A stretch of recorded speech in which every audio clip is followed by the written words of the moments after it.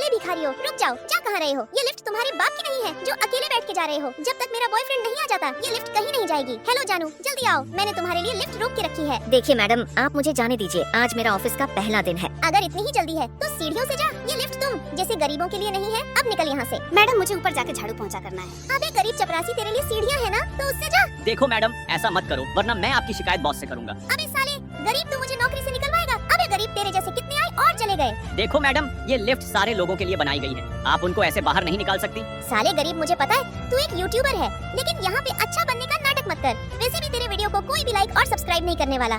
यहाँ पर ये अपनी अमीरी का घमंड कहीं और जाके दिखाना। ये सब अच्छे लोग हैं, देखना वीडियो को जरूर लाइक और सब्सक्राइब करेंगे। बहुत हो गया तेरा नौटंकी, अब निकल यहाँ से गरीब यूट्यूबर।